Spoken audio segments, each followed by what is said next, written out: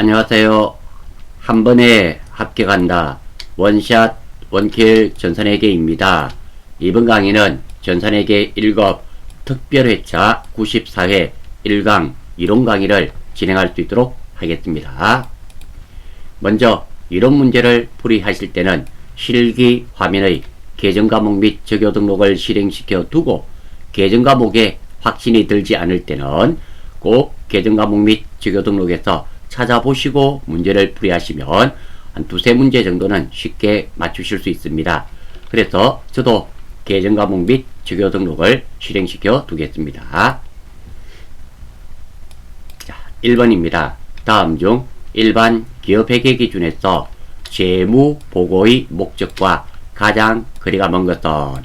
자, 재무보고의 목적입니다. 정보 유용자의 의사결정에 유용한 정보를 제공하는 것이죠. 우리 재무제표 5가지 있죠. 재무상태표와 손익계산서, 그리고 내 주변에는 항상 현금이 흘러다닌다 그랬습니다. 주석, 자본 변동표, 그리고 현금이 흘러다니네요. 현금 흐름표. 이 5가지가 재무제표가 됩니다. 자, 첫 번째 재무제표 보고의 목적입니다. 투자 및 신용 의사결정에 유용한 정보를 제공하고요. 미래 현금 흐름을 예측할 수 있으며 재무상태표를 말하죠.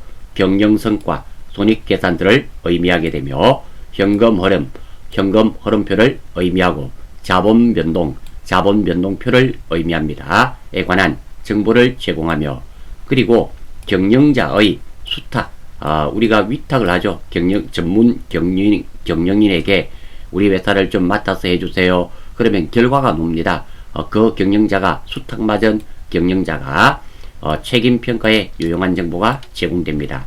첫 번째, 투자 및 신용 의사결정에 유용한 정보가 제공되고요. 예, 맞습니다. 미래 현금 흐름 예측에 유용한 정보가 제공이 되며 경영자의 수탁 책임평가에 유용한 정보가 제공됩니다. 재무상태 맞고 경영성과 및 현금 흐름, 자본 변동에 관한 화폐 및 비화폐적 정보. 예, 여기까지는 다 맞았는데요. 화폐에 관한 정보를 보여주는 것이지 비화폐적 정보를 제공하지는 않습니다. 따라서 답은 4번이 되며 1, 2, 3번 맞았고요. 4번도 화폐에 관한 정보는 맞았지만 비화폐적 정보, 이 말이 틀렸기 때문에 정답은 1번이 되겠습니다. 2번, 아래의 현금 계정에 대한 날짜별 거래 내용의 추정으로 가장 틀린 것은? 가끔 출제되는 문제죠. 전산회계 2급에 많이 출제되네요. 자, 제가 정리를 해두었습니다. 자, 날짜별로 한번 해보겠습니다. 이 문제의 포인트는 T자 계정의 해석입니다. 자, 1월 7일 자본금 100만원이네요. 자, 이렇게 계정과목과 돈이 차변에 나와 있습니다. 그러면 분계를 할 때는 반대변에 이렇게 적어주시면 돼요. 그리고 비어있는 변에는 위에 있는 거 현금 100만원. 따라서 현금 100만원이 들어왔고요. 자본금이 출자되었네요. 이 내용은 현금 100만원을 출자하여 영업을 시작하였음을 알 수 있습니다. 두 번째, 1월 10일입니다. 원재료 20만원이네요. 대변에 있기 때문에 차변에 적어주시고요. 비어있는 변에는 현금을 적습니다. 자, 원재료가 들어왔고요. 현금 나갔네요. 이거 원재료 20만원을 매입하고 현금으로 지급한 내용임을 알 수 있습니다. 그리고 1월 15일이네요. 임대보증금 50만원. 자, 차변에 있기 때문에 대변에 나오고요. 현금은 그대로 비어있는 변에 적습니다. 현금 50만원 받았습니다. 무엇으로? 임대보증금으로 받았습니다. 마지막으로 1월 20일입니다. 외상매입금이 대변에 있네요. 그러면 반대변에 외상매입금 적어주시고요. 대변에는 현금. 그러니까 외상매입금을 현금으로 지급한 내용이 되겠죠. 외상매입금 30만원을 현금으로 상환하였습니다. 자, 이 내용을 아시면 나머지는 다 맞았는데요. 1월 15일입니다. 이 날짜에 보시면 임대보증금 대변에 와 있었죠. 현금, 임대보증금 50만원을 현금으로 받은 겁니다. 그런데 임대 보증금 50만원을 현금으로 지급하였다. 말이 안 되는 거죠. 정답은 3번입니다. 아울러서 이 내용 같은 경우에는 임대 보증금은 돈을 주는 걸까요? 받는 걸까요? 임대는 내가 무엇을 빌려주는 겁니다. 무엇을 빌려주면 보증금을 받아야 될까요? 보증금을 지급해야 될까요? 보증금을 받아야 되겠죠. 임대 보증금을 지급하다는 말 자체가 성립되지 않는 것입니다. 임차 보증금을 지급했다. 이 말은 맞죠. 왜? 내가 무엇을 빌려서 쓰고 거기에 대한 보증금을 지급하는 것이니까 임차 보증금은 지급하는 게 맞지만 임대 보증금은 어떠한 경우에도 지급할 수는 없겠죠. 물론 이거 임대 기간이 끝나서 임대 보증금을 돌려주는 경우는 있을 수 있겠죠. 그런 경우가 아니면 일반적으로 임대 보증금은 받는 내용이 되겠죠. 아무튼 3번이 틀린 내용이 되겠습니다. 자, 3번입니다. 이 문제를 많은 수험생들이 어려워해요. 생각보다 어렵지 않은 문제인데 어려워하고 있습니다. 다음 중 아래 빈칸의 내용에 가장 적합한 것은 선수 수익, 부채죠. 뭐 되었다면 당기 순이익은 과대 계상된다. 선급 비용 자산이죠. 뭐 되었다면 뭐 과대, 과소 이런 거네요. 당기 순이익은 과대 계상된다. 자, 이 내용입니다. 혹시 여러분들 반드시 익혀야 되는 공식 전산에게 이급하면서 나오죠. 그 중에 일부를 발췌했습니다. 계정 과목입니다. 선수 수익은 부채고요. 선급 비용은 자산입니다.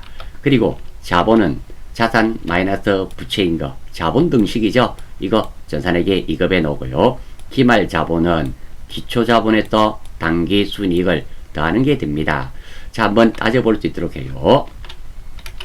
자, 먼저 요거 1번 가지고 대입을 한번 해보고요. 2번 가지고 대입을 하고 이렇게 두 개만 하겠습니다. 네 개를 다 하기는 곤란하니까. 자, 1번. 자, 갑은 선수 수익입니다. 선수 수익이 과대 계상되었다. 부채가 과대 계상됐네요. 자, 부채가 과대란 말은 증가된단 말이죠. 증가되었다. 빼기가 증가되면 어떻게 돼요? 자본이 줄어들 수밖에 없죠. 자본이 줄어들 수밖에 없습니다. 자, 이 자본이 증가되면 어떻게 돼요? 자본이 줄어들게 됩니다. 그러면 자, 여기 있듯이 부채가 지금은 맞는 것부터 문제예요. 여기 설명부터 드리고 하나씩 해봅니다. 자, 선수익이 과소 계상되었다. 부채가 줄어들었습니다. 그죠? 부채가 줄어들었네요. 그러면 자본은 증가할 수밖에 없죠. 자본은 증가할 수밖에 없습니다. 자본이 증가된단 말은 자본이 증가된단 말은 기말 자본은 뭐 기초 자본 플러스 당기 순이익이죠. 자, 부채가 감소되면 자본이 증가됩니다. 맞죠? 부채가 줄어들면 빼기가 줄어들면 자본은 과대 계상됩니다. 자, 이렇게 자본이 과대 계상되는 경우는 기초 자본은 그대로인데 당기 순이익이 증가되었기 때문에 자본이 증가됩니다. 말이 좀 어렵나요? 다시 맞는 거 가지고 먼저 하고 우리가 한번 천천히 생각해 봅니다. 자, 갑은 선수 수익이 과소 계상되었다. 그러면 부채가 줄어들었단 말이죠. 부채가 줄어들면 어떻게 돼요? 빼기가 줄어드니까 자본이 증가되잖아요. 기말 자본이 증가되었단 말입니다.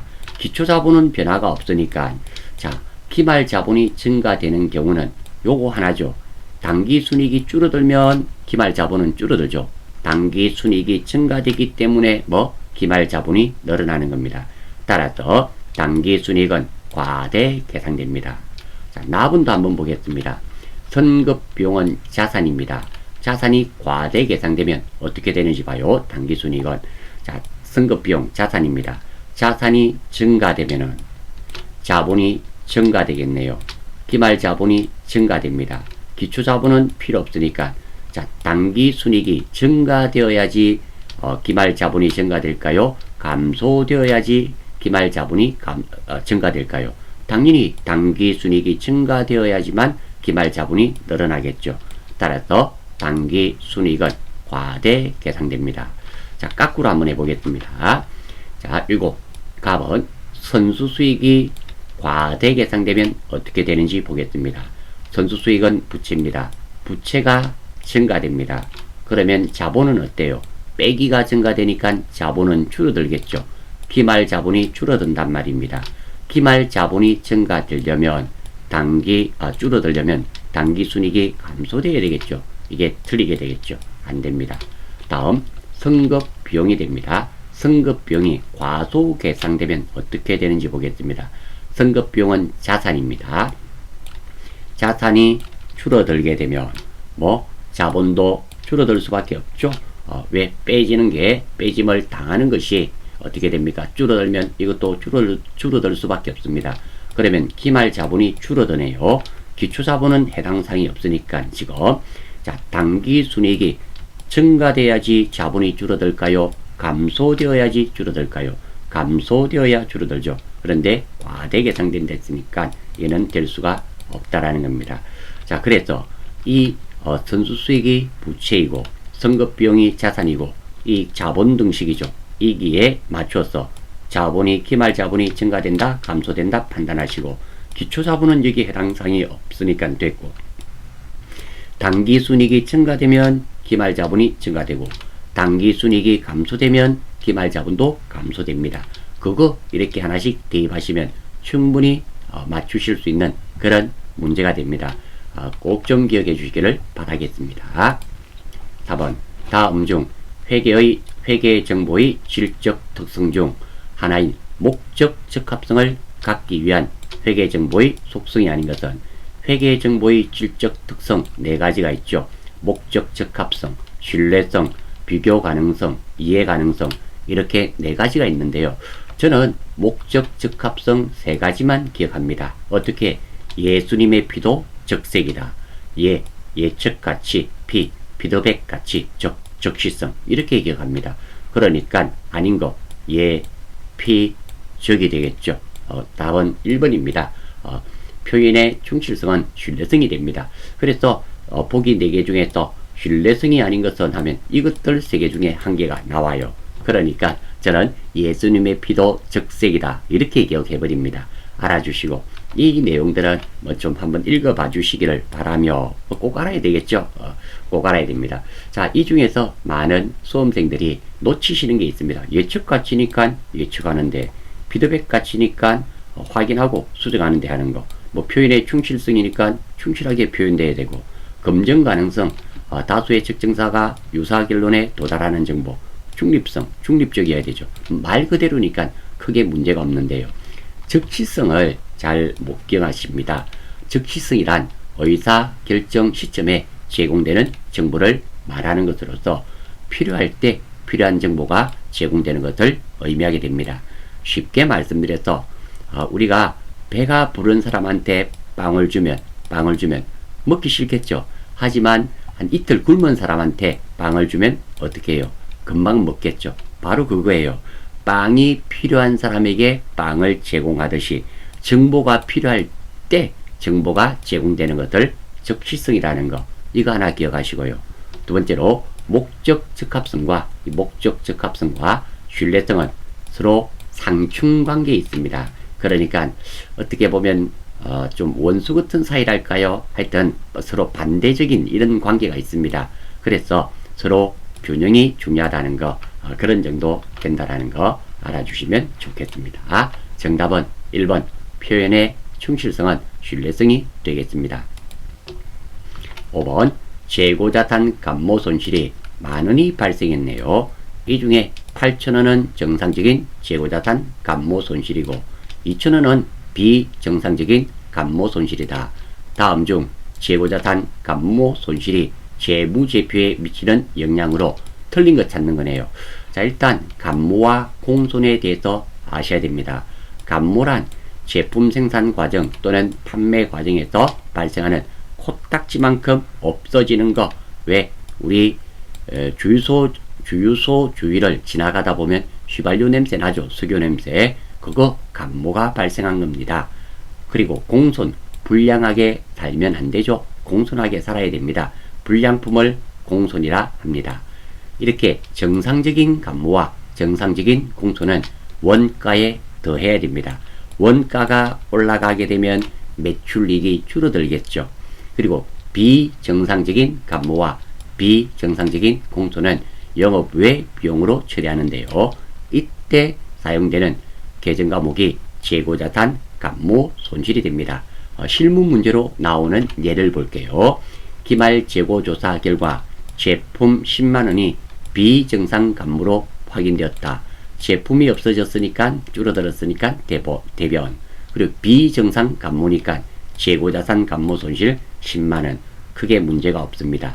이 문제에서 가장 중요한 것은 이게 중요하죠. 중요하지만 이것보다 많은 학생들이 더 많이 실수하는 것은 저교 8번 타 계정으로 대책.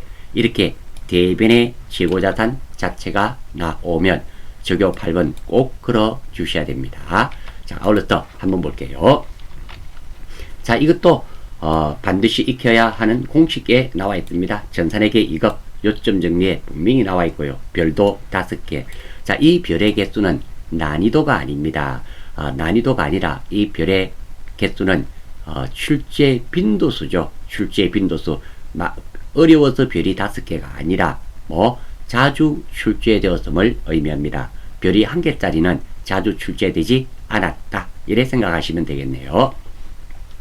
자, 당기순이익은 총수익에서 총비용입니다. 그리고 재고자 매출 총이익은 매출액에서 매출원가를 빼죠. 영업이익은 매출액에서 영업이익은 매출액에서 매출원가. 이게 매출 수익 아닙니까? 이거에서 판매비와 관리비를 빼면 영업이익이 됩니다. 자, 한번 천천히 대입 한번 해볼 수 있도록 하겠습니다. 자, 먼저 총수익 한번 보겠습니다. 정상적인 게 8,000원, 비정상적인 게 2,000원입니다. 그러면 자, 매출액에서 매출 원가를 빼는데요. 정상적인 것은 매출 원가에 가산한다 그랬습니다. 그러면 매출 원가가 8,000원 증가되겠네요. 그러면 총 수익은 8,000원 감소됩니다. 두 번째, 영업 외 비용이라 그랬죠. 비정상적인 것은 영업 외 비용입니다. 비용이 2,000원 발생되네요. 그러면 자, 총 수익 얼마가 됩니까? 8,000원 줄어들고 총 비용도 얼마가 늘어납니까? 2,000원. 그러니까 당기순이익은 얼마가 줄어들어요? 8,000원이 감소됩니다. 선생님, 이상합니다. 뭐가요? 여기 8,000원이고 거기서 2,000원 빼니까 이거 6,000원 아닌가요? 아니죠. 총 수익이 8,000원 감소란 말은 마이너스 8,000원이죠. 얘는 마이너스 8,000원입니다. 8,000원이고 총 비용이 2,000원 줄어들었잖아요. 발생했잖아요. 2,000원이 증가되는 거예요. 플러스 이거는 2,000원. 이래 되니까 마이너스 8,000원에 마이너스 플러스니까 얼마? 2,000원. 만원이 되는 겁니다. 그래서 당기순이익은 만원이 감소시킨다. 1번 맞는 말입니다. 2번 재고자산 만원을 감소시킨다. 자, 정상감모가 얼마였어요? 8,000원 없어졌죠. 그리고 비정상감모도 얼마? 2,000원. 총 얼마가 없어졌습니까? 만원이 감모 손실 없어졌잖아요. 예, 재고자산 만원이 감소되었습니다. 맞습니다. 3번 매출 총이익을 8,000원 감소시킨다. 한번 볼까요? 매출액에서 매출 원가를 빼는데요. 정상적인 감모는 매출 원가에 가산한다 그랬습니다. 그러니까 매출 원가가 8,000원 증가되네요. 이 빼기가 8,000원 증가되면 이 결과값은 매출 이익은 8,000원 감소되겠죠. 예, 맞는 말입니다. 4번 영업이익이 감소시킨다. 자, 영업이익은 매출액은 나와 있지 않은 건 됐고요. 매출 원가가 8,000원 증가되었죠. 즉 총 매출 수익이죠. 매출 총이익이 8,000원 줄었습니다. 줄었는데 여기서 판매비와 관리비를 뺍니다. 판매비와 관리비는 나와 있지 않죠. 그러면 매출 원가가 늘어서 매출 총이익 이 전체 결과값은 8,000원 줄었습니다. 나와 있지 않으니까 영업이익은 8,000원이 감소되네요. 따라서 영업이익은 만원 감소시키는 것이 아니라 8,000원 감소되는 거죠. 정답은 4번이 되며 왜? 정상적인 것은 원가에 가산하기 때문에 매출 원가에 가산된단 말은 매출 총이익이 줄어들죠. 매출 총이익이 줄어들면 영업이익도 줄어들 수밖에 없다라는 겁니다. 정답은 4번이 되겠고요. 자, 제가 보니까 3번 있죠. 이 3번과 이 5번 문제는 여기까지 이런 유형의 문제는 잘 출제가 되지 않았던 것은 사실입니다. 저는 지난번에 왜 투표할 때도 물어봤지 않습니까? 일반 회차가 있고 특별 회차가 있으면 특별 회차가 이상하게 뭔가 느낌이 좀 달라요. 일반 회차보다 특별 회차가 조금 느낌이 다릅니다. 일반 회차는 그냥 평범하게 같은 유형의 비슷한 유형의 문제가 출제가 되는데요. 이런 5번 같은 문제는 이런 유형의 문제가 출제된 적이 거의 없습니다. 그래서 출제위원이 특별회차는 다르지 않나? 그러니까 일반 회차 전산에게 1급은 과거, 현재, 미래의 시험을 내실 분 같고 특별회차는 다른 분이 출제하는 것 같다. 그런 느낌을 저만 그런지는 모르겠습니다. 아무튼 93회, 92회 봐도 조금 일반 회차보다는 느낌이 다르다. 이런 말씀을 드려요. 개인적인 생각입니다. 그래서 저는 유형이 비슷하게 노는 일반 회차를 엄시하시는 것을 권장을 드렸던 거예요. 뭐 그렇다고 시험이 뭐 이상하다든지 그렇지는 않습니다. 그냥 느낌이 조금 차이가 난다. 이런 말씀을 드려요. 6번입니다. 다음 중 일반 기업회계 기준의 현금 및 현금성 자산이 아닌 것은, 자, 현금 및 현금성 자산 전산회계 2급에 나오는 거죠. 컨 거래 비용 없이 현금으로 전환이 용이하고 바꾸기 쉽고 이자율 변동에 따른 위험이 경미한 금융 상품으로 취득 당시 만기가 3개월 이내인 자산입니다.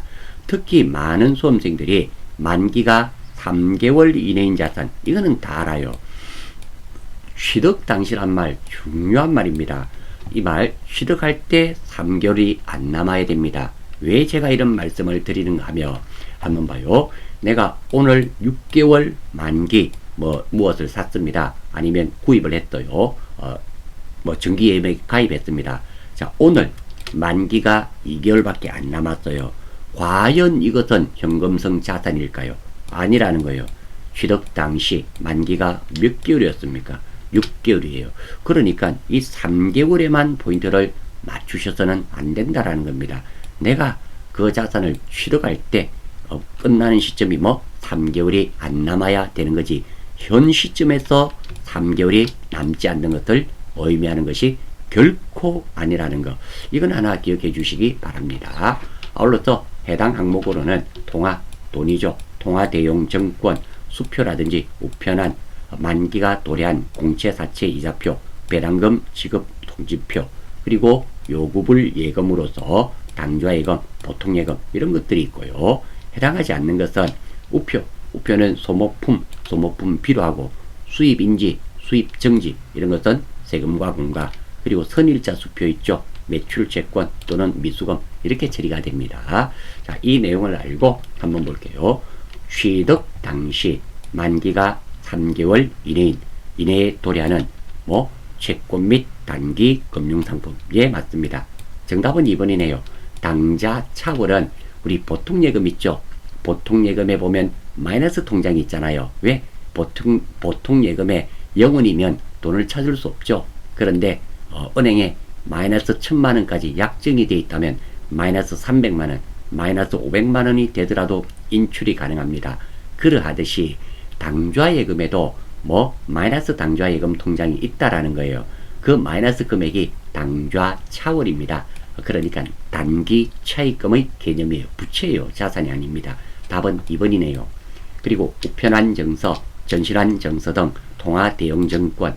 자, 아마 지금 이 시험에 응시하시는 분은 우편한 정서, 전신한 정서, 이런 거 아마 못 보셨을 겁니다. 옛날에 우리 지금 인터넷이 발전되어 있죠. 온라인이 되지 않았을 때 돈을 보낼 때는 우편한 어떻게 보내는가 하면 요것만 한번 설명드릴게요. 못 들어보신 분이 많을 것 같아서. 온라인이 되지 않았을 때 서울에 있는 내 아들에게 돈을 10만원 보내고 싶어요. 지금은 카뱅이나 이런 걸로 팍 쏴주면 되잖아요. 온라인이 안 될 때는 그렇게 안 됐죠. 어떻게? 내가 우체국에 가서 우편한 10만원짜리를 구입을 합니다. 그리고 그 우편한을 편지에 넣어서, 그리고 우리 아들 주소로 발송을 합니다. 등기로 보내버려요. 우리 아들이 받습니다. 그러면 우편한을 꺼내겠죠. 주위에 있는 우체국 가서 현금으로 바꾸어서 가져가게끔 되었습니다. 그게 우편한 정서인데요. 요즘은 잘 쓰지를 않죠. 자, 그리고 타인 발행 수표네요. 당좌 수표. 수표는 누가 발행했는가? 내당 남현. 내가 발행하면 당좌예금, 남이 발행한 수표는 무조건 현금. 현금이죠. 예, 맞네요. 정답은 2번이 되겠으며, 이 문제는 전산회계 2급에서도 자주 출제되는 그런 문제가 되겠습니다. 7번. 다음 중 일반 기업회계 기준의 유가증권에 대한 설명으로 틀린 것은 세 가지가 있죠. 한번 볼게요. 자, 유가증권입니다. 자, 이거 중요하죠. 여러분 시험 치실 때 유가증권은 반드시 출제된다 생각하시면 돼요. 증권의 종류에 따라 지분증권과 채무증권으로 분류합니다. 뭐 지분증권의 대표적인 게 이 세 가지가 될 것이며, 채무증권의 가장 대표적인 게 뭐 사채 또는 공채 이런 게 되겠죠. 자, 단기 매매증권은 북한, 제가 북한으로 표시했어요. 그리고 매도가능증권과 만기 보유증권은 남한입니다. 왜 이렇게 제가 북한팀, 남한팀 나누었는가 하면, 북한에서 남한으로 주소가 이전될 수 없어요. 남한에서 북한으로 주소가 이전될 수 없습니다. 하지만 남한 내에서는 거주의 자유가 있죠. 자, 즉 이 말은 단기 매매증권은 매도가능증권이나 단기 매매증권은 만기 보유증권으로 재분류가 안 됩니다. 그리고 매도가능증권도 단기 매매증권으로, 만기 보유증권도 단기 매매증권으로 재분류가 안 돼요. 하지만 매도가능증권은 만기 보유증권으로, 만기 보유증권은 매도가능증권으로 재분류가 가능합니다. 그래서 단기 매매증권을 북한, 매도가능증권과 만기 보유증권을 남한, 서로 이전이 안 된다, 이런 표현을 했습니다. 여러분들 기억하기 좋으시라고. 자, 단기 매매증권은 시세 차익을 목적으로 매수와 매도가 적극적이고 빈번하게 일어나는 주식을 말하며, 시장성을 상실하면 매도 가능증권으로 분류해야 됩니다. 여러분들 시험에, 실무시험에 매도 가능증권은 123번 당좌자산을 안 씁니다. 178번짜리 투자자산으로 한다라는 거. 단기 매매증권의 기말 평가는 공정가치로 평가합니다. 매도 가능증권은 투자의 목적입니다. 자, 여기서 투자도 단기 투자의 목적이 있고요, 장기 투자의 목적이 있는데요. 매도 가능증권은 방금 보셨듯이 투자자산입니다. 그러니까 여기서 말하는 투자의 목적이란 말은 단기가 아니라 장기예요. 장기 투자 목적으로 여차하면 팔고 여차하면 끝까지 가지고 있는 주식입니다. 평가는 공정가치로 하는 것이 원칙입니다. 만기 보유증권은 만기까지 보유하고자 하는 적극적인 의지와 능력이 있는 주식이며, 평가는 상각 후 원가로 하는 것이 원칙입니다. 자, 평가 부분만 다시 한번 보겠습니다. 단기 매매증권과 매도 가능증권은 공정가치로 평가를 하고, 만기 보유증권은 상각 후 원가로 한다라는 거. 선생님, 뭐 공정가치, 시장가치로 평가한다, 이거는 이해가 돼요. 상각 후 원가, 상각은 뭐예요? 이거는 제가 설명드리기가 지금 조금 곤란하고요. 여러분들 어디냐면 사채에 보면 상각이 나옵니다. 그게 보면 유효이자율법이 나오죠. 그거와 관련이 있어서 너무 많아서 설명드리기가 조금 곤란하고요. 뭐 이거는 이렇게 하나 익혀주시기를 바랍니다. 자, 다시 문제 한번 볼게요. 자, 단기 매매증권의 미실현 보유이익은, 자, 이걸 아셔야 돼요. 미실현 보유이익이란 말은 가지고 있으면서 이익이나 손해보는 것, 즉 단기 매매증권 평가이익, 평가손실을 의미하게 됩니다. 단기 매매증권 미실현이 아니라 실현이익이란 말은, 단기 매매증권 처분이익을 말하는 거고, 미실현 가지고 있으면서 이익 보는 것, 즉 여기서부터 여기는 단기 매매증권의 미실현 보유이익, 이 말은 계정과목으로 정확하게 단기 매매증권 평가이익은 단기 순이익 항목으로 처리한다. 그렇죠? 수익이잖아요. 단기의 항목이 됩니다. 두 번째입니다. 선생님, 저는 이게 단기 순이익, 이익인 단기 손익인지 잘 모르는데요.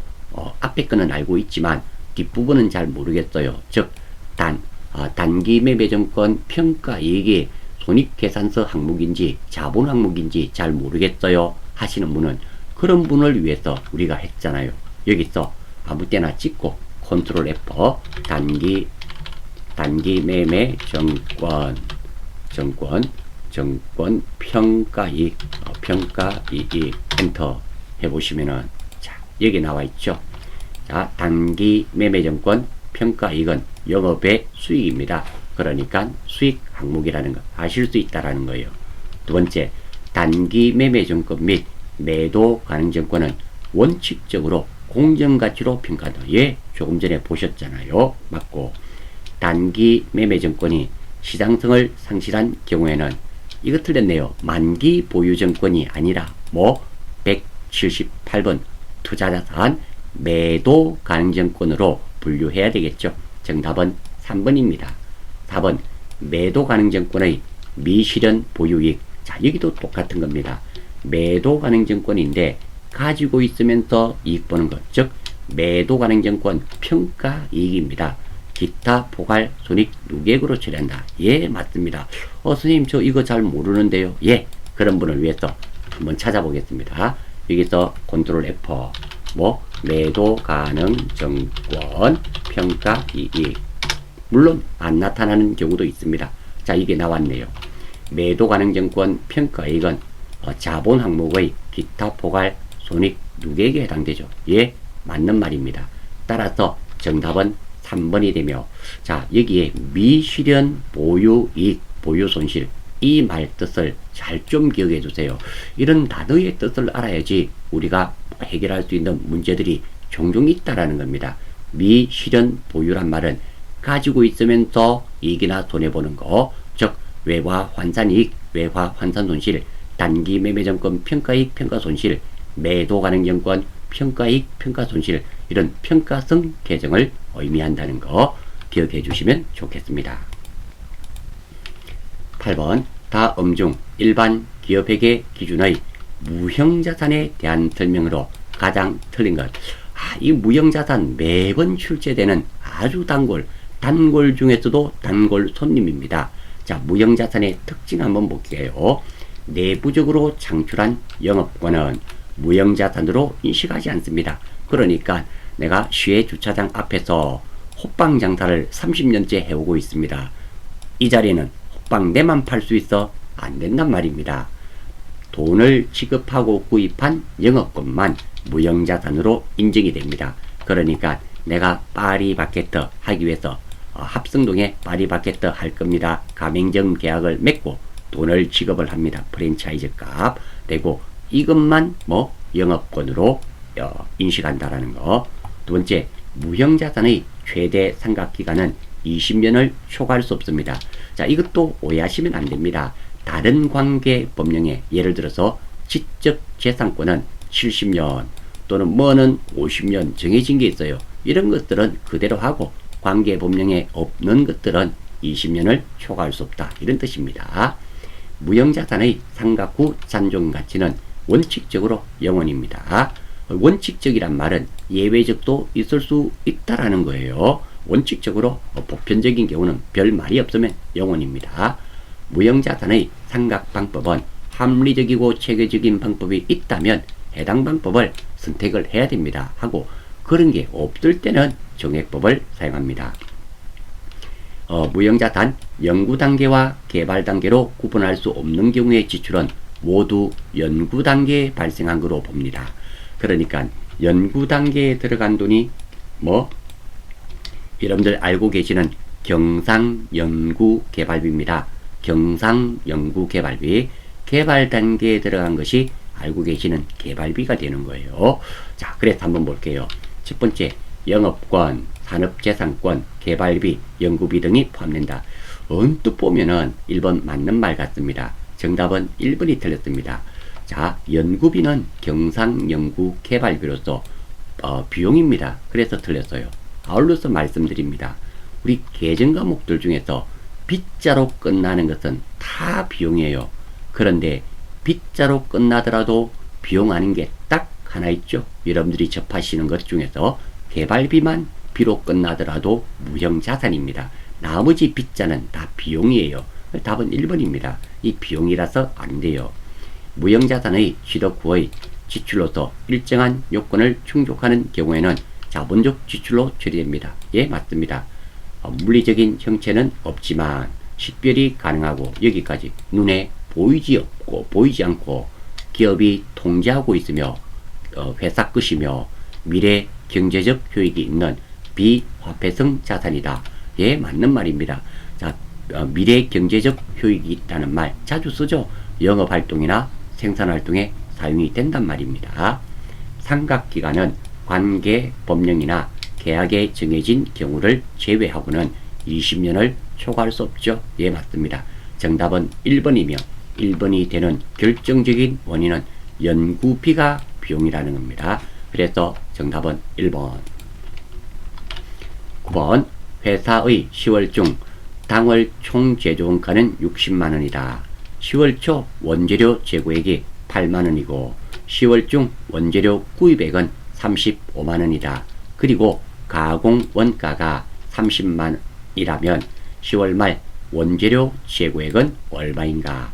자, 일단 우리 가공원가부터 한번 볼까요? 우리가 가공원가가 있고 기초원가가 있죠. 가공원가란 말, 가공이란 말은 갈고 닦고 조이고 하는 것들 가공이랍니다. 가공을 하기 위해서는 무엇이 필요합니까? 사람이 필요하죠. 전기 필요하죠. 직접 재래비와 직접 노무비와 죄송합니다. 사람이니까 직접 노무비와 전기죠. 제조 간접비가 가공원가가 되고요. 기초원가 또는 기본원가라고도 있죠. 그거는 무엇을 만들 때 반드시 있어야 되는 거, 재료가 있어야 되겠죠. 사람이 필요합니다. 그래서 직접 재료비와 직접 노무비가 기초원가 또는 기본원가가 됩니다. 자, 그리고 이 문제를 풀기 위해서는 꼭 기억해야 되는 공식, 이게 가장 기본이 되지 않습니까? 요거 정도 꼭 좀 기억해 주세요. 지금 제가 아래쪽에 적어두었습니다. 자, 가공원가란 말이 나와 있죠. 직접 재료비와 제조 간접비를 가공원가랍니다. 그리고 기초원가는 직접 재료비와 직접 노무비가 됩니다. 자, 이 공식을 안다는 가정에 풀이가 가능합니다. 자, 이 공식을 모르면 제가 뭐 풀이할 수가 없겠죠? 여러분들도 답을 맞출 수 있는 길이 없습니다. 자, 이 공식에 대입을 하나씩 한번 해볼게요. 나온 대로. 자, 먼저 단기 총 제조원가는 직접 재료비, 직접 노무비, 제조 간접비입니다. 자, 문제에 나와 있습니다. 단기 총 제조원가가 얼마? 60만원이라고 나와 있습니다. 그대로 적었습니다. 두 번째, 가공원가가 30만원이라 그랬어요. 즉, 직접 노무비와 제조 간접비가 30만원. 그러면 직접 재료원가가 구해집니다. 요거 넘어가면 직접 재료원가가 얼마가 됩니까? 30만원이 되겠죠. 다음입니다. 자, 당월 재료 소비원가입니다. 기초 플러스 단기 마이너스 기말 아닙니까? 기초가 얼마라 그랬어요? 문제 나왔죠. 기초가 8만원. 그리고 단기 원재료 구입액이 얼마? 35만원. 그리고 당월 원재료 소비액이 얼마라 그랬어요? 당월 원재료 기초 됐고요. 요거 안 나와 있고 여기 있죠. 직접 재료 원가가 30만원이었죠. 30만원 이렇게 됐습니다. 다시 한번 해볼게요. 혼돈스럽네요. 기초 원재료 재고액 8만원. 자, 10월 초 원재료 재고액 8만원. 이것들 여기에 그대로 적었습니다. 두 번째, 단기 그러니까 10월 중 원재료 구입액 35만원. 이거 그대로 적었습니다. 그리고 당월 재료 소비원가는 여기에는 나와 있지 않지만 우리가 직접 재료원가 30만원 구했죠. 30만원 적었습니다. 자, 그리고 기말 원재료 재고액은 몰라요. 이제 까만 것이 있기 때문에 구해질 수 있지 않습니까? 자, 이거 두 개 더하면 33만원이네요. 넘어가면은 43만원. 넘어가면 얼마가 된다? 넘어가면은 마이너스 13만원. 마이너스니까 기말 원재료 재고액이 13만원이 되어야만 됩니다. 따라서 이 문제에서 10월 말 원재료 재고액은 얼마? 13만원이다. 자, 다시 보시면 아시겠지만 이 공식은 우리 원가액에서는 이거 모르고는 안 되는 부분입니다. 많은 수험생들이 원가 회계가 어렵다라고 해요. 물론 어려운 부분도 있는 거 충분히 인식을 합니다. 하지만 이 문제는 여러분들 시험칠 95회 때도 출제될 확률이 아주 높습니다. 똑같은 문제가 출제되는 것이 아니라 이 공식에 대입을 해서 푸는 문제가 출제된다. 만약에 내가 95회 때 반드시 합격을 해야 되겠다라는 생각을 가지신 분이 이 공식을 모르고 시험 치러 간다. 장담할 수 없습니다. 힘들고 어렵고 그런 개념이 없어요. 힘이 드시더라도 반드시 알아야 되는 것은 아셔야 됩니다. 시험 떨어지고 기분 좋은 사람 아무도 없잖아요. 저도 마찬가지입니다. 저하고 함께한 여러분들이 불합격하면 저도 억장이 무너집니다. 그러니까 서로서로 밝은 얼굴로 만나기 위해서는 꼭 좀 익혀주시기 다시 한 번 더 간곡하게 부탁의 말씀을 드립니다. 자, 9번 넘어가요. 이거 자주 출제됩니다. 별 5개짜리잖아요. 출제 빈도수가 아주 높단 말입니다. 자, 다음. 그리고 10번 이런 문제. 원가 회계가 어렵다고요? 어려운 것도 있죠. 그런데 대부분은 쉬워요. 이렇게 말로 관계된 이런 문제를 놓쳐가지고는 답이 없다. 답이 없다. 자, 개별 원가에 대한 설명으로 잘못된 거네요. 자, 한번 볼게요. 자, 개별 원가, 종합 원가 많이 들어보셨죠? 표준 원가도 있어요. 요번 시간엔 요거까지. 자, 개별 원가, 종합 원가. 개별이니까 각각 원가를 계산합니다. 정확하죠? 그러니까 다 품종 조금씩 주문 생산하는 업종에 유리합니다. 그리고 자급 원가표에 의해서 원가를 짓게 합니다. 장점, 각각 하니까 원가가 정확합니다. 단점, 원가 계산에 많은 노력과 비용이 필요합니다. 업종으로는 건설업, 기계제조업, 항공기 제조업, 조선업 등 비교적 단위당 가격이 고가인 제품에 적용이 됩니다. 그런 반면에 종합원가는 공장에서 대량 생산하는 겁니다. 소품종 대량 생산하는 업종에서 채택합니다. 그리고 종합원가니까 공장이니까 공정별 제조 공정비리란 말이 나와요. 원가를 짓게 합니다. 장점, 원가 계산이 간단합니다. 간단하기 때문에 원가 계산에 시간과 노력이 적게 들어 경제적입니다. 단점도 있죠. 대신에 제품 원가가 상대적으로 정확하지 않습니다. 그리고 업종으로는 정유업, 제당업, 제분업, 제접, 공장에서 왕창 찍어내는 것이 됩니다. 자, 이 내용은 대부분 알고 계시리라 생각되고요. 많은 수험생들이 무엇을 놓치는가 하면, 자, 개별 원가 계산은 작업 원가표, 이거 매칭 잘해야 되고요. 그리고 종합 원가 계산은 제조 공정비리라는 거, 공정별 나오면 다들 종합 원가라는 거예요. 이거 포인트를 좀 맞춰 주셔야 됩니다. 의외로 이것들은 다 알고 있는데 이것을 놓치는 경우가 많다라는 거예요. 혹시 놓치신 분이 계시다면 체크하셔서 꼭 좀 익혀주시기 바랍니다. 그리고 표준원가 계산도 있어요. 자, 표준원가 계산은 원가 절감을 주된 목적으로 하여 사전에 실시되는 원가 계산 방법입니다. 그래서 각 원가 요소별로 미리 표준적인 소비액을 설정하여 이를 기초로 해서 산정된 표준가를 실제 제조 활동에 소요된 실제 원가와 비교하여 차이를 분석함으로써 개선하여야 할 점을 발견하는 방법이 표준 원가라는 거, 자주로는 출제 안 됩니다. 자, 그리고 개별 원가와 종합 원가에 가장 큰 문제점이 있습니다. 개별 원가와 종합 원가의 계산의 경우는 제품이 몽땅 완성되어야지 정확한 원가를 알 수 있어요. 이게 문제예요. 선생님, 이게 무슨 문제가 있습니까? 있죠. 이는 중간에 완료된 원가를 알 수 없어. 왜 우리가 100만 개를 만듭니다. 그럼 100만 개가 다 만들어져야지만 원가가 나와요. 원가를 알아야지 여기다가 판매비와 관리비라든지 판매 이익을 더해서 판매가가 결정되는데, 이 원가를 모르면 판매할 수가 없어요. 그러니까 100만 개를 만들어야 되는데 내가 90만 개를 5달에 걸쳐서 만들었습니다. 팔 수가 없어요. 왜? 원가를 모르니까. 이거 문제점이라는 겁니다. 그래서 이는 중간에 완료된 원가를 알 수 없어 판매 가격을 결정할 수 없는 문제점이 발생합니다. 이 문제점을 해결하는 방법이 있겠죠. 그것이 바로 실제 개별원가 계산과 정상 개별원가 계산이 있습니다. 자, 우리가 시험에 나오는 것은 이거 정상 개별원가가 나와요. 실제 개별원가 계산은 직접 재료원가와 직접 노무원가는 실제 원가로 합니다. 이게 직접 재료비와 직접 노무비는 직접적으로 추적이 가능하거든요. 그게 실제 원가. 정상 개별 원가도 똑같습니다. 직접 재료비와 직접 노무비 원가는 실제 원가로 해요. 왜? 추적이 가능하니까. 하지만 실제 개별 원가 계산에서는 제조 간접 원가가 실제 배부율로 계산하는 방법이고요. 정상 개별 원가 계산은 실제 배부율보다 빠른 원가 결정 방법을 쓰는 거, 뭐 예정 배부율로 한다라는 거예요. 그러니까 실제 개별 원가 계산과 정상 개별 원가는 직접 재료비와 직접 노무비는 둘 다 실제 발생액으로 합니다. 하지만 실제 개별 원가 계산에서 제조 간접비입니다. 이 제조 간접비가 실제 개별 원가에서는 실제 배부율로, 그리고 정상 개별 원가에서는 예정 배부율로 계산하는 방법이에요. 우리가 실제로 시험에는 대부분 이게 나오죠. 그래서 예정 배부율이란 말, 이런 말 들어보신 적 있죠. 여기서 논다라는 거예요.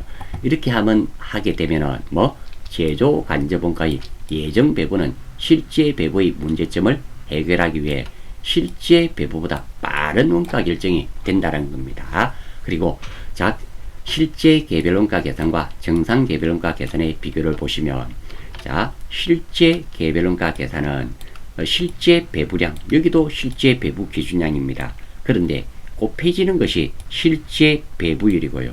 정상 개별 원가 계산은 예정 배부율이 되는 거죠. 그래서 예정 배부율 구하는 거, 이런 것들이 시험에 출제된다라는 겁니다.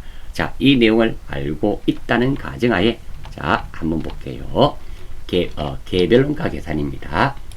자, 첫 번째, 개별 작업에 대한 원가의 추적 가능성 여부에 따라 원가를 직접 원가와 제조 간접 원가로 분류한다. 예, 1번 맞는 말이죠. 추적이 가능하면 직접 원가, 추적이 곤란하면 간접 원가죠. 직접 원가는 실제 원가를 제품별로 직접 대응시킨다. 예, 맞는 말이죠. 제조 간접 원가는 실제 원가 또는 예정 원가를 각각 제품에 배분하게 됩니다. 우리 실제 원가, 예정 원가 앞에서 보셨잖아요. 자, 요거 말하는 거죠. 실제 원가, 그리고 정상 개별 원가인데 예정, 실제 여기 나와 있습니다. 예, 맞는 말이네요. 답은 개별 원가 계산은 종합 원가 계산과 비교하여 소품종 대량 생산하는 기업에 더 적합한 방법이다. 자, 개별 원가 계산은 각각 원가를 계산하는 방법이며 공장에서 대량 생산하는 게 아니라 그랬습니다. 그러니까 품종이 여러 개인 것을 조금 생산하는 기업이죠. 소품종 대량하는 것은 뭐 종합원가 계산입니다. 따라서 4번은 개별원가 계산에 대한 말이 아니라 종합원가 계산에 대한 말입니다. 자, 아울러서 선생님 강의는 참 마음에 듭니다. 섬세하고 꼼꼼하게 잘해주셔서 참 마음에 드는데요. 이 강의 시간이 너무 깁니다. 자, 예, 맞습니다. 자, 단점만 보지 마시고요. 자, 지금은 개별원가 계산에 나왔지만 다음에 종합원가가 나오면 어떻게 할 건데요? 지금은 개별원가가 나왔지만 다음에 표준원가가 나오면 어떻게 할 건데요? 다음에 이게 나오면 어떻게 할 건데요? 다음에 이게 나오면 어떻게 할 텐데요? 그러니까 저는 풀이하면서 이 문제만을 맞추기 위해서 한다는 것은 결코 아닙니다. 이 문제만 맞추려고 하면요, 이런 설명이 필요 없죠. 간단하게 4번이 틀렸네요, 넘어가도 돼요. 하지만 저의 강의 목표는 이 문제는 당연히 맞아야 되며 이 문제와 파생된 다른 것들도 다 익히자는 겁니다. 그런 목적으로 강의 목표를 두고 있다라는 거, 여러분들과 제가 또 소통이 돼야 되겠죠. 아무튼 강의 내용에 불만족스럽거나 좀 요구사항이 있으시면 영상 아래에 글 좀 올려주십시오. 그러면 여러분들의 의견을 최대한 반영해서 영상을 제작할 수 있도록 하겠습니다. 여러분과 항상 함께하고 싶습니다. 자, 11번입니다. 이거 나오잖아요. 제조간접비와 관련한 자료가 다음과 같을 경우 제조간접비 기계작업당 시간 예정 배부율은 얼마인가? 자, 이런 거 일단 수험생 입장이라면 이런 표가 딱 나오고 그 안에 숫자가 나오면 짜증난다, 못하겠다, 힘들다, 어렵다, 이렇게 되는데요. 자, 이거 말을 한번 잘 생각해 보십시오. 한번 볼게요. 먼저 제조간접비 실제 발생액, 실제 기계작업 시간, 제조간접비 과대배부. 자, 이거 뭐 제조간접비 과대배부, 과소배부, 실제 발생액 이런 말 놓으면은요, 어려워 생각하시는데요. 자, 이거 어렵지 않습니다. 우리 여러분들 여행 가셔보셨잖아요. 여행 갈 때 돈을 어느 정도 들고 가셨죠. 예를 들어 보겠습니다. 이번에 여행 갈 때 내가 20만 원을 들고 갔어요. 왜? 한 20만 원 쓸 것 같아서. 자, 여기서 사용했습니다. 15만 원을 사용했어요. 자, 그러면 실제 쓴 돈은 얼마입니까? 15만 원. 실제 발생액이에요. 내가 얼마를 예상하고 가져갔죠? 20만 원.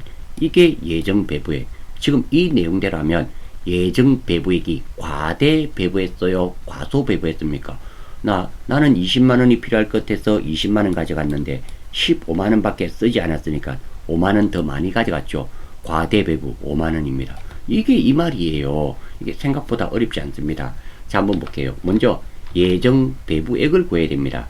내가 제조간접비 실제 발생액, 자, 놀러가서 2,350만 원을 사용했습니다.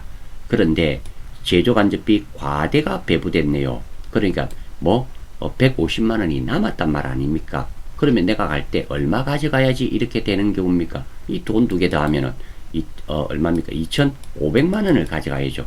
내가 2,500만 원을 가져갔는데 2,350만 원을 사용했습니다. 그러니까 150만 원이 남았죠. 이렇게 되는 거예요. 그러니까 내가 가져간 예정 배부액은 얼마다? 2,500만 원이라는 겁니다. 이거 구해졌잖아요. 다음 실제 작업 시간은 몇 시간 놀았다? 500시간. 나누기 500시간을 해버리면 1시간에 얼마 썼다? 5만원. 이게 예정 배부율이에요. 정답은 3번입니다. 너무 쉽지 않나요? 제가 너무 쉽게 설명드리나요?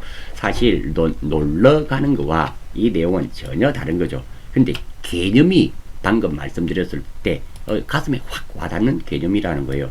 내가 놀러 갈 때 2,500만 원 가져갔다.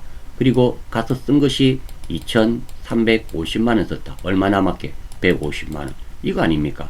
그럼 역으로 내가 2,350만 원 사용했다. 그런데 150만 원 남았다. 네 갈 때, 여행 갈 때 얼마 가져갔노? 2,500만 원 아닙니까? 이거예요, 이거. 생각보다 너무 쉽죠? 자, 다시 말씀드리지만, 우리가 이거 제조간접비 계산하면서 이 내용이 딱 맞는 것은 아닌데요. 개념적으로 우리 전체적인 뜻, 의미로 같은 개념입니다. 공부를 하실 때 여러분들이 이렇게 알고 있는 개념과 이것을 적용을 시켜서 기억하시면 굳이 외울 필요가 없다라는 거예요. 즉, 제조간접비 예정 배부액은 실제 발생액 플러스 과대 배부액.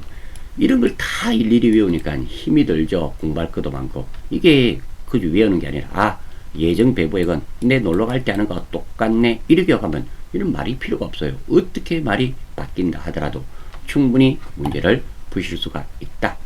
이렇게 말씀드리면서 다음 문제 보겠습니다. 12번입니다. 다음 중 보조 부분의 원가를 용역 수수 관계를 고려하여 배분하는 방법으로 보조 부분 원가가 용역 관계를 고려하는 배분이네요. 우리 배분법, 제조간접비 배분법이 세 가지가 있죠. 직접 배분법, 상호 배분법, 단계 배분법 세 가지가 있습니다. 직접 배분법은 보조 부분 용역 간의 관계를 완전히 무시하고 배분하는 방법으로서 장점으로는 배분하는 방법이 가장 간단하고요. 단점은 원가가 정확하지 않습니다. 그런 반면에 상호 배분법은 보조 부분 용역 간의 관계를 완전히 고려하여 배분하는 방법입니다. 장점, 가장 정확한 원가가 구해지고요. 단점으로는 배분하는 방법이 가장 어렵습니다. 단계 배분법은 직접 배분법과 상호 배분법의 중용입니다. 일정 부분은 직접 배분법을, 일정 부분은 상호 배분법을 이용해서 배분하는 방법이에요. 즉, 직접 배분법과 상호 배분법의 중간 정도가 됩니다. 자, 이렇게 되고요. 자, 이거 외우셔도 좋고요. 여러분들 가슴에 확 와닿는 말로 하면은, 자, 여러분들 친구들하고 친구 4명이 밥을 먹으러 같이 갔습니다. 같이 가는 경우 있죠? 밥을 시켰습니다. 여러 가지 종류를 골고루 시켜서 나누어 먹었어요. 식사대가 총 4만 원이 나왔습니다. 이런 경우 있죠? 이렇게 어떻게 합니까? 이럴 때 1번 가장 간단한 방법. 야, 친구야, 4만 원 나왔다. 나누기 4는 만 원씩 내라. 이렇게 하는 거. 이게 바로 직접 배분법. 많이 먹든 작게 먹든 맛있는 거 비싼 거 먹든 말든 n분의 1로 나누어 버리는 게 직접 배분법입니다. 두 번째, 상호 배분법은 그런 게 아니죠. 자, 1번아, 니는 친구야, 니는 2만원짜리를 대부분 먹었으니까 니는 2만원 내고, 니는 싼 거 B야, 니는 5천원짜리를 먹었으니까 5천원 내고, C야, 니는 5천원짜리 먹었으니까 니도 5천원 내고, 나는 만원짜리 먹었으니까 나는 만원 낼게. 이렇게 먹은 종류에 따라서 딱 나누는 방법이 상호 배분법. 그러니까 가장 정확하겠죠. 가장 정확합니다. 단계 배분법은 어떻게 하는가 하면 친구들아, 일단 5천원씩 내라. 그럼 2만원을 받습니다. 이렇게 직접 배분법을 2만원 하고, 다음 나머지 2만원은 뭐 니는 비싼 거 먹었으니까 좀 더 내고, 니는 싼 거 먹었으니까 좀 작게 내고, 이렇게 해서 4만원을 맞추는 거. 이게 단계 배분법이 되는 거예요. 뭐 크게 어려운 내용은 아닙니다. 자, 관계, 용역 간의 관계가 고려되는 거 두 가지가 있죠. 어떤 거? 상호 배분법은 완전히 고려하고요. 단계 배분법은 절반 정도가 뭐 상호 배분법이 들어가기 때문에 이 두 가지가 무엇이 된다? 용역 간의 관계가 고려됩니다. 직접 배분법은 용역 간의 관계가 전혀 고려되지 않습니다. 따라서 단계 배분법과 상호 배분법인 정답은 3번이 될 수밖에 없고요. 반드시 맞추셔야 되는 문제며 놓쳐서는 결코 안 되는 그런 문제가 되겠습니다. 다음 13번, 다음 중 전자세금계산서 제도에 대한 설명으로 가장 틀린 것은? 자, 이거 부가가치세 법이죠. 자, 법인데요. 첫 번째, 자주 출제되는 부가가치세 법입니다. 자, 이거 쭉은 여러분들이 한번 읽어보시는데요. 중요한 부분만 한번 보겠습니다. 세금계산서는 원칙적으로 재화 또는 용역의 공급 시기에 발급해야 됩니다. 자, 아울러서 이거 자주 출제되는 부가가치세법, 부가세법이 나오면 부가세법이 엄청 깁니다. 많아요. 다 외울 수는 없어요. 그래서 자주 출제 안 되는 게 나오면 저도 솔직히 부가가치세법을 찾아봐야 되는 이런 경우도 있습니다. 그런 것들은 저도 잘 몰라요. 찍는 길밖에 없습니다. 나는 다 맞추고 싶은데요. 예, 알겠습니다. 네이버에서 부가가치세법 하면 나옵니다. 부가가치세법만 있느냐? 시행령도 있고요. 시행규칙도 안에 바글바글합니다. 다 외우셔야 돼요. 그렇게 하시든지 아니면 자주 출제되는 것만 짧은 시간에 왜 출제되던 것이 또 출제된다라는 겁니다. 그놈들 위주로 공부하시든지 여러분들이 선택하시면 됩니다. 자, 그리고요, 월 합계 세금 계산서는 왜 우리가 어떤 기업에, 특정한 기업에 하루에도 몇 건씩 사고 팔고 합니다. 세금 계산서를 주고받으면 나도 업무가 과중되지만 상대방도 업무가 과중돼요. 이런 경우 약정을 맺습니다. 우리 한 달에 한 번 말일자를 기준으로 발행을 하자. 그리고 이걸 언제? 다음 달 10일까지 전자세금계산서를 발행을 할 수 있단 말입니다. 법인사업자는 전자세금계산서 의무 발급 사업자입니다. 그리고 직전 연도 사업장별 공급가액의 합계 면세 공급가 포함입니다. 이게 2020년까지는 3억이었어요. 3억인 개인사업자는 전자세금계산서 발급 의무 대상자입니다. 자, 2억원 이상으로 2021년 7월 1일부터 바뀌었습니다. 올해부터 7월 1일부터는 공급가액의 합계가 공급대가가 아니라 공급가액의 합계액이 2억원 이상이면은 의무적으로 개인사업자도 전자세금계산서를 발행해야 됩니다. 다만 2020년까지는 2021년 6월 30일까지는 뭐 개인사업자인 경우 3억원 이하는 전자세금계산서를 의무적으로 발행할 필요는 없었습니다. 3억원 이상만 전자세금계산서를 발행했는데요. 여러분들은 이렇게 기억하시는 게 좋겠습니다. 개인사업자는 2억원 이상인 사업자는 전자세금계산서 의무 발급 대상자다. 뭐 이렇게 생각해 주시면 좋겠습니다. 7월 1일부터 그렇습니다. 그리고 조기환급입니다. 일반 환급은 30일 이내지만 조기환급은 15일 이내에 환급해야 됩니다. 자, 그리고 전자세금계산서는 발급일 다음 날까지 국세청장에게 전송을 해야 됩니다. 그리고 일반 과세자의 과세표준은 공급가의 금액으로 한다라는 거. 그리고 사업자 등록입니다. 사업장마다 사업 개시일로부터 20일 이내에 사업자 등록을 해야 됩니다. 그리고 면세 사업자는 부가가치세법상 사업자가 아닙니다. 이 내용들은 여러분들이 나머지 제가 보지 않았던 것들은 시간 관계상 생략하겠고요. 여러분들은 반드시 아셔야 됩니다. 자, 이 내용을 알고 있다는 가정하에 문제를 풀겠습니다. 자, 전자세금계산서 제도가 되겠네요. 자, 발급기한은 원칙적으로 공급 시기지만 예외도 있죠. 어떤 거? 월합계 세금계산서가 있지 않았습니까? 예, 맞습니다. 국세청의 전송기한은 발급일 다음 날까지다. 조금 전에 보셨죠? 예, 맞습니다. 전자세금계산서 관련 가산세는 미지연발급 가산세와 미전송가산세 등이 있습니다. 예, 3번 부분은 전산 세부이급을 하신 분은 아실 텐데요. 요거 맞는 말입니다. 4번 발급 의무자는 모든 법인 사업자 맞죠? 직전 연도 공급가액의 합계액이 10억 원 이상이 아니라 94회 때는 몇 억 원, 3억 원까지였습니다. 그리고 2021년 7월 1일부터는 2억 원 이상인 개인 사업자도 요게 줄었어요. 과세의 투명성을 위해서 2억 원 이상인 개인 사업자도 2021년 7월 1일부터는 전자세금계산서를 발행해야 됩니다. 아니면 가산세를 낸단 말입니다. 따라서 정답은 4번이 되겠네요. 14번 다음 괄호 안에 들어갈 말은 무엇인가? 사업장이 둘 이상인 사업자, 사업장이 하나이나 추가로 사업장을 개설하려는 사업자를 포함한다. 사업자 단위로 해당 사업자의 본점 또는 주 사무소 관할 세무서장에게 등록 신청할 수 있다. 이 경우 등록한 사업자를 무엇이라 한다. 자, 여기서 사업자 단위 과세 사업자와 총괄 납부 사업자가 있습니다.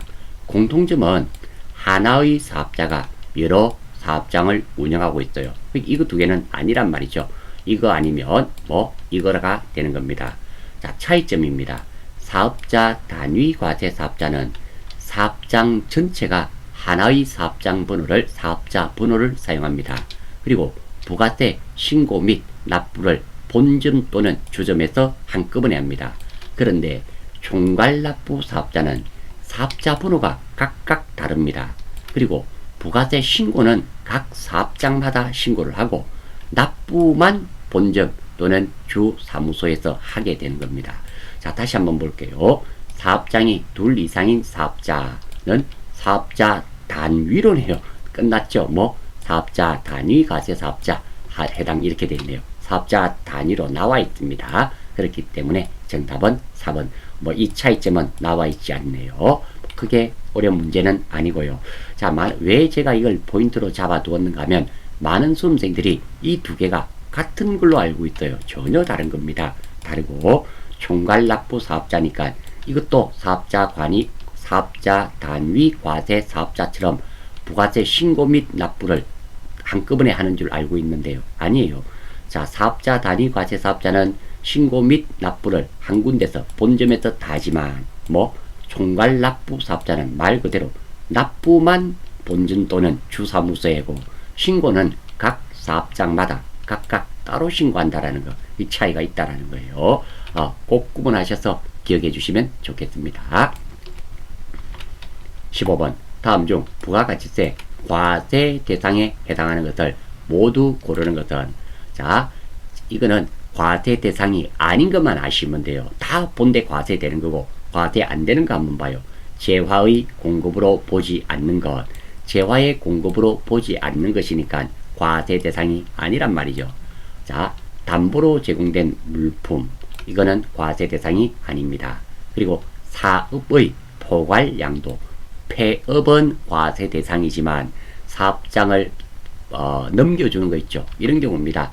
자, 내가 사업을 하다가 A라는 사업자가 사업을 하다가 B라는 사람에게 이거를 사업장을 넘겨줬어요.